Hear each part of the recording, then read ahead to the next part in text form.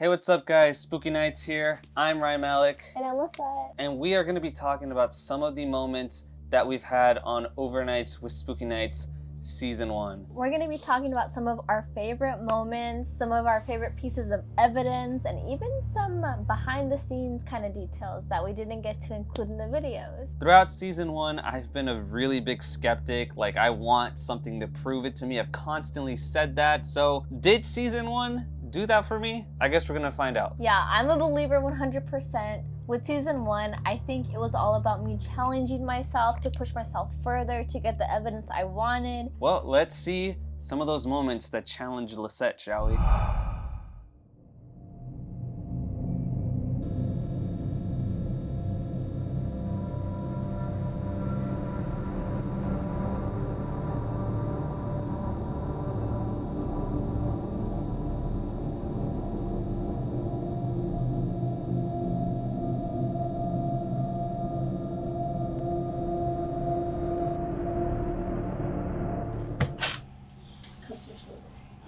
Okay.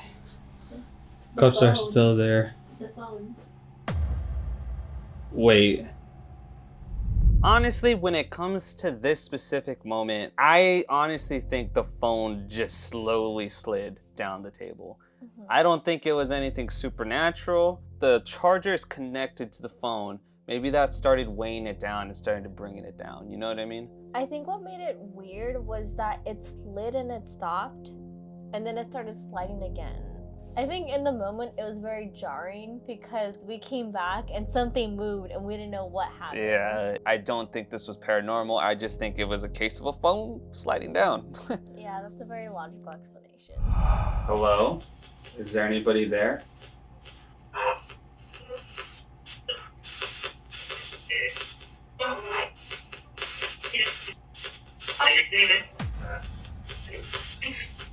Did you say my name? I swear I heard David.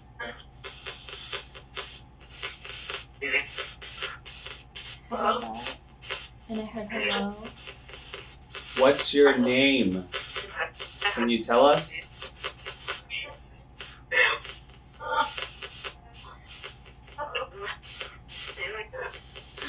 I heard it again when you go through the footage. That was the first time I've ever done a spirit box. I remember at one point in the spirit box, I felt like it was very unsafe to exit the room. And seeing again how one of the first things we hear is stay right there and hide, it just really furthers the evidence for how I was feeling. On the very first one, the spirit box is saying my name. Like, that was very unsettling because it was just like, hey, David, David. Are you David? Are you David? And there was other times actually, like going back and looking at this part of the video, that it says my name even more times than I originally thought. That's very weird that it just automatically started saying my name, you know what I mean? And I will say, judging from our other overnights too, a lot of the things there are people that are still there try to like reach out to you more. I'll be honest, out of all our investigations, besides one that we'll talk about at the very end, San Carlos was the most scared I ever was doing an investigation. Now that could be entirely because it was our first investigation, but no other place that we ever stayed at felt like this. My hands are getting sore. That That one's weird to think about. So some of the things people say they see in these domes is the shadow man.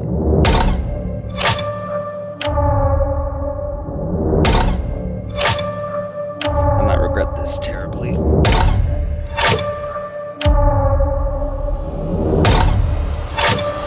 Okay, now with the Casa Grande domes, this wasn't like one of our usual paranormal investigations.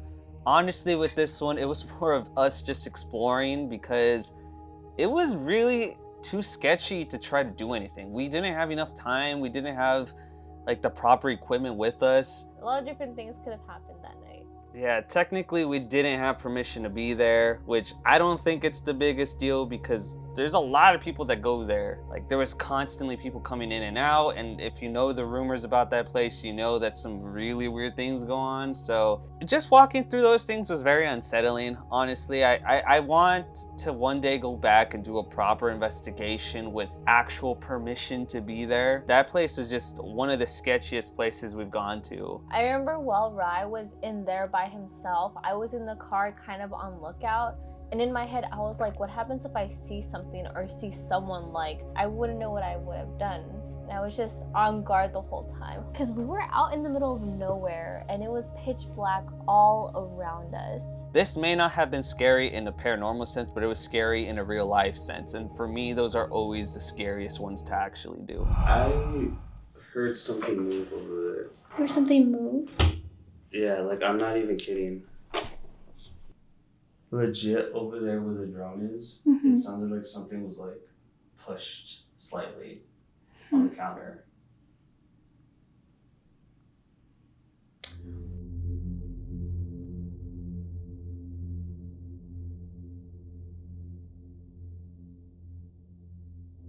Mhm. It sounded like something was like pushed slightly on the counter.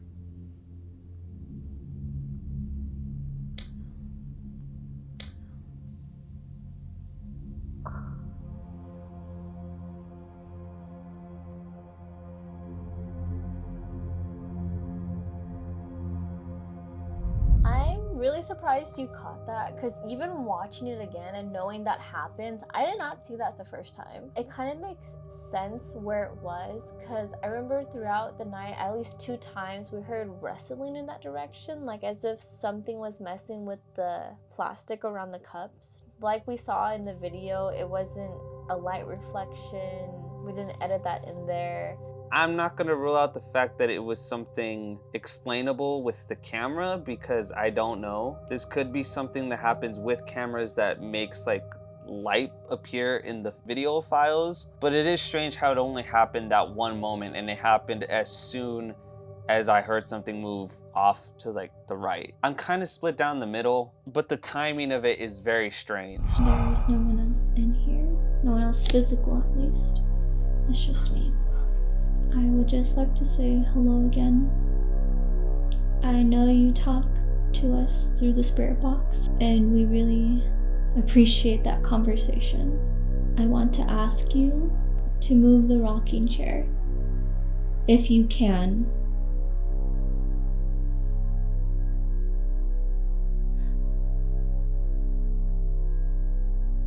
Make me believe that you are real. I want to believe so bad that these things exist, that you exist. Prove it to me. Move the rocking chair.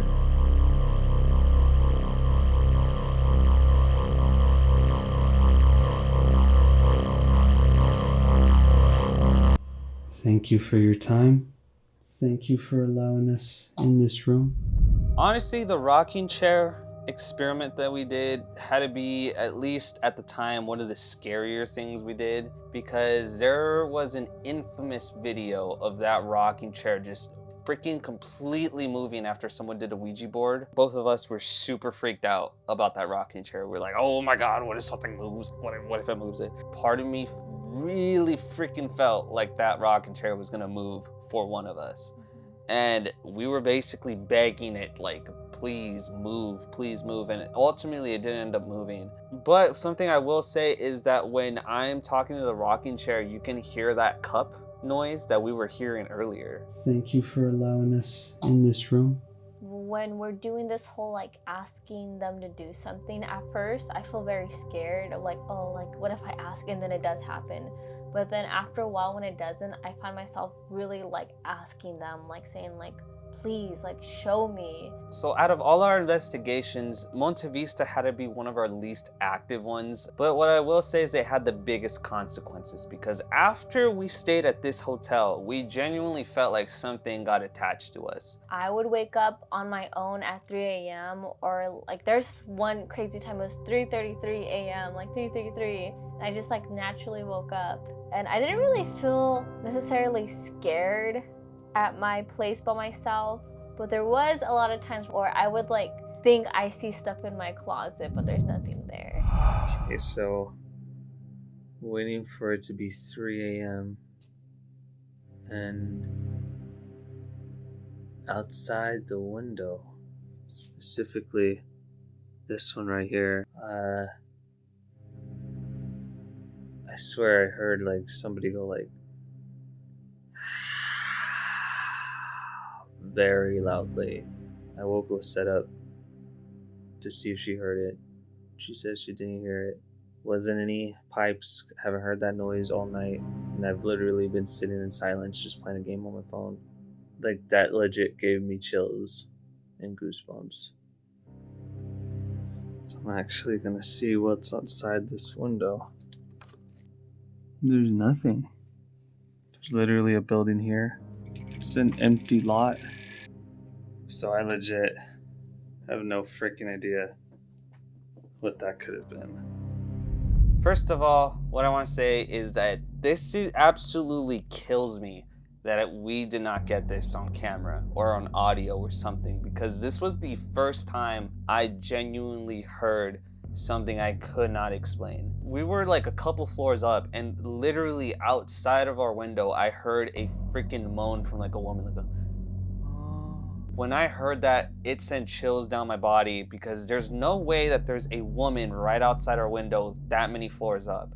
That was like a moment that made me believe more, you know, because I could not explain it. I remember that's just another instance of the spirits reaching out to you. And when that happened to you, I was like, why am I not hearing nothing? Like, after that, I was really trying to like be hyper vigilant to see if I heard anything else too, but I didn't. I very much love the town of Bisbee too. It's such a creepy little small town, very interesting place. That was really weird, because this thing was starting to spike as soon as we started talking about like it potentially taking the battery from our light. You think when it took the battery from the light, it used it to spike? Maybe it could have. We were asking for it to do something. That's really freaking weird. Oh my god, it's spiking. Oh, it's hella spiking. Guys, it's literally when it's right here in the middle where there's nothing. Oh. Okay. What's going on? Okay, look, if there is a spirit or entity, stop touching the device. Stop making it go off. Ooh.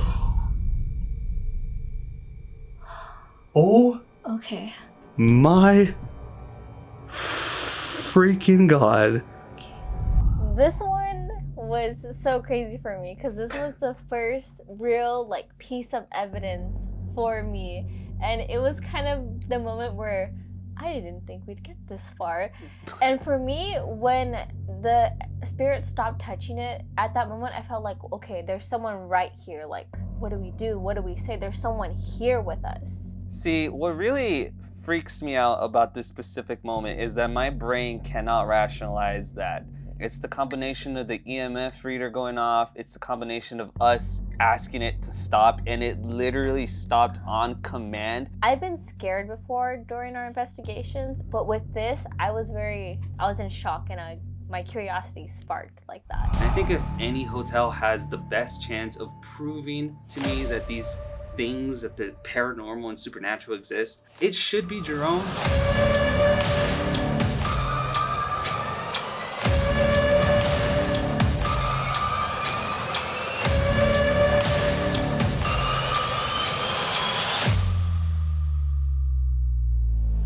So if you guys didn't already know, we actually made a whole reaction video to our overnight at the Jerome Grand Hotel. If you really want to delve deep into our thoughts about this specific overnight, Go ahead and check that video out. So with Jerome, we noticed the EMF going off around the balcony area and the bedside. I think it's really cool because there's a whole thing where we believe paranormal entities kind of repeat what's happened. Like repeat cycles. Yeah, repeat cycles, and the energy just stays there. If I'm correct, the bed is where the dude, you know, and the balcony was where the dude also rolled himself off and he fell to his death. If there was a residual energy, the fact that it was going off in those exact 2 spots, and those were like the only 2 spots that the EMF reader ever went off on, is very weird. The amount of dread we felt was incredible. Like, I've never felt that way at a hotel that we had stayed at up to this point. And the cool thing about that was I felt it slowly built up into this big, heavy feeling. Like, it was a slow build that I felt every step of the way. We did end up doing the Estes method. Some scary shit happened, like behind closet. I still think that was just because of how scared I got in the moment, and you know, you pulling me out so suddenly was not good for me. Yeah, something I've learned about the Estes method is being the person in the headphones is a lot more calm than being the person asking the questions.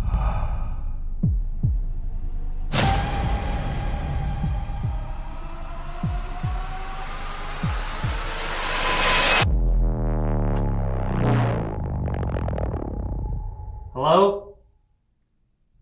With the Apache Death Cave, the scariest thing for me was rocks falling and blocking our exit. For me, immediately, it was like we were hearing stuff going on underneath the rocks. I think that was probably like a snake. Did you hear that? Like we said in the video, the scariest thing about this cave was just the fact that there might have been an animal somewhere deep in there that we would have had no clue about, you know? I'm pretty sure I saw like a huge spider crawling around when we first like entered all of the rock piles. The story about this cave is super scary and super spooky, and when you're in there, you can't help but think about it. Do I personally think it was real? I personally don't believe in the story, but that doesn't mean that weird stuff doesn't go on in that cave. I also believe it could have been some sort of tall tale, because people love a good ghost story. We have the spirit box, and we also have our EMF reader. What do you want to try first? Let's do the EMF to see if anything's around here. Okay. Here, you can handle that. Let's go further back there.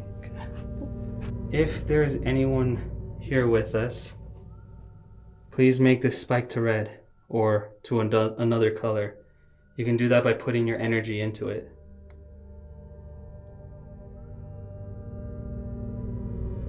If there's anyone in here, any spirits lingering, With this specific moment of the EMF reader going off, I didn't notice it when like it happened, and I also didn't notice it when I was editing the video. Honestly, I don't know why it went off. We were in a cave. We didn't have any kind of signal at all, even from our phones. Judging from the amount of evidence we didn't get, I really don't think this cave is haunted. I think it's just all of the stories that make it scary, and it being an underground cave itself. The Apache Death Cave was one of the scarier locations that we went to. Yeah, it's gonna take a lot for me to go inside another cave. So we are currently at one of the most haunted houses in the United States. This is actually where one of the most gruesome crime scenes of all time took place. That being the Villisca Axe murders.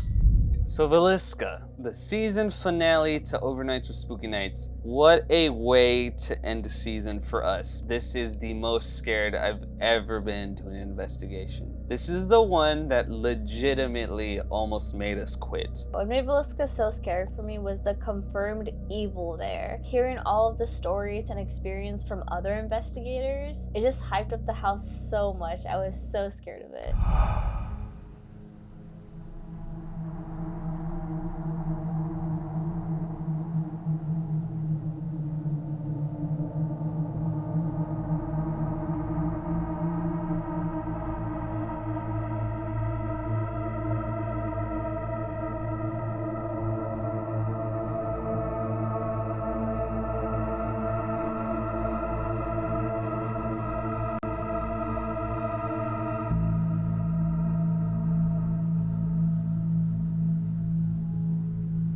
With that little fabric moving, it's so subtle. It makes me think back to the host telling us that he's been letting this doll marinate in different places. So it kind of leads me to believe that this doll is slowly like gaining power, you know? The reason I was even able to catch it in the editing was because I was honestly scrolling through really fast. At some point I just noticed that the doll looked like it was in like a slightly different position. It's very hard for me to write off because me and you both know no one was in that house.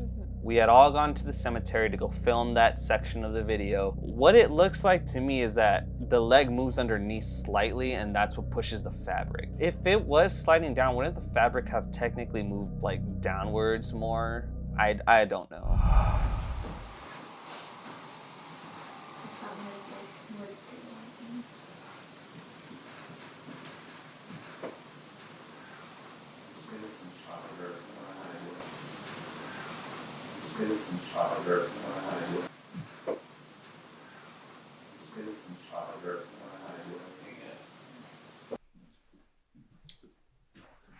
I'm just getting some shots of everything. We're not gonna do anything yet.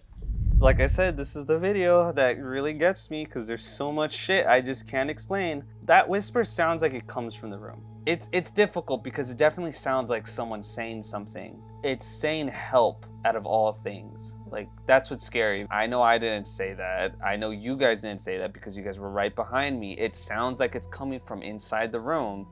So what the hell is this disembodied voice that we hear saying help? There's this basket of past experiences from people who have stayed there, and almost every single one mentions at least something about their voice recording picking up voices from the house. Now that I think about it, have we caught something like that? Once, but it wasn't like saying something exactly. It was at Copper Queen when we were Just walking out towards the pool. We had that one moment where there's like an unexplained voice. This was more like clear. This was more definitive. If any of the sisters are in the room still, can you give us one of your names? Okay. Did you fucking hear that? What? What did you hear? I can't move. Just. Holy shit! Did you hear that? Hold on. I gotta turn this off. If any of the sisters are in the room still, can you give us one of your names?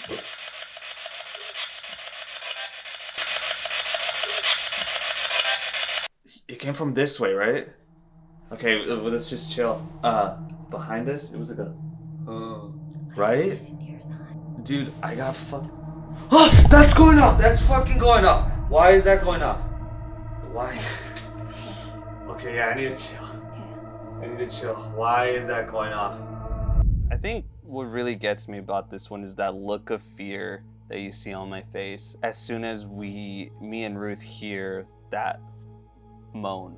It gets me every time I look at this video because you can see it on my face. The pure fear that I had when I heard that. I did not realize how scary this situation was while it was happening until I saw how scared Ruthie looked. You obviously don't see it because there's not a camera pointed at her, but she was like on the verge of having a full breakdown while she was recording us. She even said, "I can't move." Like, she was frozen with fear. The thing about this one is, again, we hear a disembodied voice. Where the hell did that come from? When as soon as you were saying like, can you give us a sign? And then you hear that, and literally not even like, 10 seconds later, the motion ball outside the room goes off. It's so scary, like, watching this now and thinking about the situation, because I feel like when these moments happen, I kind of just like front it and stay calm for the video. But this was scary. This was terrifying. Honestly, when I saw that ball light up, that was the first time in all of season 1 that I've reacted that way. Yeah. That was the first genuine like, what the fuck? Something's touching my hair or something. Are you touching my hair? I heard, yeah. Before that, I heard Stop. it You is. can't touch my hair. I heard it is moving. Before it said yes. When this happened, because you can see it in the video, but there's a point where like I'm feeling something touching my hair, but I'm like, am I like imagining this. Is this actually happening? Like I'm in like deep just thought, like what's going on, and then I'm just like, no, something's touching my hair. But yeah, I don't like thinking about that because I genuinely felt something touch my hair, and that was the first time in our investigations that I felt something touch me at all. Scary stuff. Help us. Help who? Where is he? Finding the exit. Did you know them? Lead to them. Occupants. Occupants of this house? Brats. Who, the kids? Are you calling the kids brats? Exactly. Oh, fuck, I got chills. They all are. To kind of go with the whole, you're in a trance when you're being the conduit. At one point, I thought I heard like murmuring chants in the back of my mind. Some of those responses we were getting from the Estes method were pretty disturbing. There's a point where you said kids, brats, all of them. That sounds like we're talking to someone that doesn't like the family. And who doesn't like the family? Probably the person who killed them. So, and then there was other times where it felt like we were talking to some of the family members, especially when you said like we're all together. It was very weird. It's like we were having multiple things coming in and talking to us. Yeah, I could tell when like the conversation was like, oh, like it's probably the murder talking or something evil talking. So my beliefs on the paranormal have not changed. I still very much believe that they exist, that their energy still lingers. It's just a matter of finding the evidence for myself. I am still a skeptic, even throughout all the things we experienced on season 1 and specifically in Villisca. My rational mind always will rationalize it somehow. I'm more of a believer, but I'm still a skeptic. I need to see something freaking levitate, or I need something to freaking scratch me or throw me or something, you know what I mean? But I love making these videos. I love exploring the unknown. I like to think about it as some people do skydiving, some people do rock climbing, we ghost hunt. This has been us reacting, reminiscing, talking about season 1 and some of the moments that we thought stood out. Now, we didn't talk about every single moment. We did talk about the ones that we really thought we should talk about. Thank you guys for joining us. We cannot wait until season 2 starts. Like literally, it's all I've been thinking about. I have been Lisette. And I've been Ryan Malik. And we'll see you guys next time. Peace out. Peace out, guys.